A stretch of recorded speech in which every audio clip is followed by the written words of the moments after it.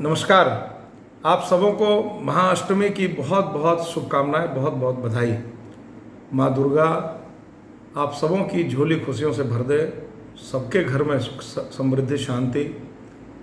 आए, सबको सद्बुद्धि दे माता। मैं कल बोकारो स्टील प्लांट के नवनियुक्त डायरेक्टर इंचार्ज श्री अमरेंदु प्रकाश जी से मिला था और उनसे मिलकर बोकारो की जो समस्याएं हैं, चाहे स्टील प्लांट से संबंधित हो, बोकारो जनरल हॉस्पिटल से संबंधित हो, या जो लगभग 40 बंद पड़े विद्यालय हैं उनसे संबंधित हो, बोकारो की जो सड़कों की समस्याएं हैं उनसे संबंधित हो, अथवा विस्थापित क्षेत्र की समस्याएं हो, जो विस्थापन की समस्या है, या झुग्गी झोपड़ी वासियों की समस्या है। बोकारो में कैसे जल्दी से जल्दी जो अंतर्राष्ट्रीय स्टेडियम बनना है उसका ज़मीन हस्तांतरित हो जाए झारखंड स्टेट क्रिकेट एसोसिएशन को, अथवा बोकारो हमारा कैसे तेज़ी से आगे बढ़े, इस विषय पर लगभग 1 घंटे से ज़्यादा हम लोग बैठे थे। वार्ता बहुत ही सकारात्मक थी और मुझे बहुत अच्छा लगा कि एक नौजवान, एक यंग डायनामिक डायरेक्टर इंचार्ज यहाँ आए हैं।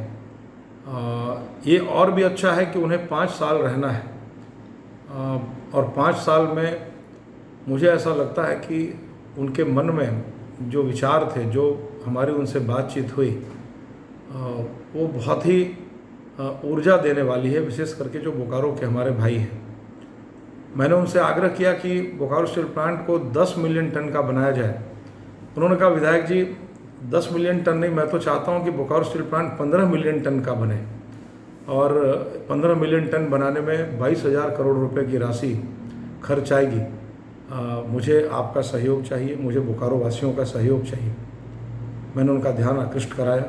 कि एक स्टील प्लांट अगर पिछले साल लगभग 100 करोड़ रुपए का मुनाफा दिया है, तो अकेले शहर में जो 40 बंद पड़े विद्यालय हैं, अगर उसे हम शुरू करवाएं, उसे विभिन्न माध्यम से अगर शुरू करवाएं, तो मुझे लगता है कि कम से कम 200 करोड़ रुपए की राशि बीएसएल को प्राप्त होगी, जो बोकारो स्टील प्लांट सिर्फ नहीं, बोकारो स्टील प्लांट के अधिकारी और कर्मी नहीं, बल्कि बोकारो के विकास में मील का पत्थर साबित हो सकता है। मैंने उनसे आग्रह किया कि क्यों ना कोटा के तर्ज पर बोकारो को विकसित किया जाए। विशेष करके कोरोना काल में अब कोई भी बच्चे झारखंड और बिहार से कोटा जाना नहीं चाहते, उनके अभिभावक भेजना भी नहीं चाहते। मैंने उनका ध्यान आकृष्ट कराते हुए आग्रह किया है कि जो बंद पड़े विद्यालय हैं उसमें कोटा से, जो कोटा में चलने वाले कोचिंग सेंटर्स हैं, वो यहाँ आने के लिए तैयार हैं। 2-3 कोचिंग सेंटरों के संचालकों से मेरी भी बात हुई है और वो आने के लिए तैयार है। मैंने उन्हें कहा है कि बाद बाकी और यदि कुछ लोगों को लाना होगा तो जो लोकसभा के अध्यक्ष माननीय ओम बिरला जी हैं, उनसे मेरे व्यक्तिगत रिश्ते हैं, वर्षों के रिश्ते हैं, मैंने उनसे भी बात किया है, वो भी सहयोग करने के लिए तैयार हैं। तो अगर 40 बंद पड़े स्कूल में कोटा में संचालित कोचिंग सेंटर यहाँ चलने लग जाएं, बंद पड़े विद्यालय में यदि डेंटल कॉलेज चलने लग जाए, मैनेजमेंट कॉलेज चलने लग जाए जहाँ MBA की पढ़ाई हो, अगर बंद पड़े एक बड़े विद्यालय में इंजीनियरिंग कॉलेज की पढ़ाई शुरू हो जाए, बंद पड़े जो विद्यालय हैं उसमें अगर फार्मेसी की पढ़ाई शुरू हो जाए, जो बंद पड़े विद्यालय हैं उसमें जो लैब टेक्नीशियन की है उसकी पढ़ाई शुरू हो जाए, बंद पड़े जो विद्यालय हैं उसमें अगर हम रोजगार उन्मुखी शिक्षा अगर दे सकें, तो मुझे लगता है कि बोकारो का भविष्य बहुत उज्जवल हो जाएगा। और बोकारो के जो नौजवान भाई हमारे बेकार बैठे हैं या दूर दूसरे राज्यों में जाकर जीविकोपार्जन की चिंता कर रहे हैं, उनके लिए एक अवसर बोकारो में ही मिल जाएगा। उन्होंने मेरे इस बात पर सहमति जताई और बहुत प्रसन्नता व्यक्त की और मुझे आश्वस्त किया कि मुझसे जितना बन पड़ेगा मैं निश्चित रूप से करूंगा। मैंने कहा है कि जो विस्थापन की समस्या है वो वर्षों से है। 7,000 से ज़्यादा परिवार आज भी नौकरी के आस में दर दर की ठोकर खा रहा है। एक बात उन्होंने स्पष्ट कहा कि देखिए, नौकरी अब बहुत सबको देना संभव नहीं है, लेकिन मैं रोज़गार देने के लिए पूरा प्रयास करूंगा कि जो विस्थापित भाई हैं, जो बंधु हैं, उनको रोजी रोज़गार से जोड़ा जाए। मैंने उन्हें कहा कि जो प्लांट में जो मजदूर काम कर रहे हैं, कम से कम जो ठेका मजदूर है उसमें भी 50% रिजर्वेशन जो हमारे ठेका मजदूर भाई हैं जो उनमें स्थानीय और विस्थापित बंधुओं को दिया जाए। इसके अलावा मैंने उनसे बोकारो की जो जर्जर सड़क है उस पर ध्यान आकृष्ट कराया। बीजीएच अस्पताल में चिकित्सकों की कमी है, बीजीएच अस्पताल में कर्मियों की कमी है, बीजीएच अस्पताल में एमआरआई और सीटी स्कैन के लिए 2-2 ढाई महीने के नंबर आते हैं, इसलिए कि मशीन की जो कमी है ही है। साथ ही जो रेडियोलॉजिस्ट हैं, जो उसके एक्सपर्ट हैं, उसकी भी कमी है। तो मैंने उनसे आग्रह किया है कि जल्दी से जल्दी इस पर काम शुरू किया जाए, ताकि बीजीएच में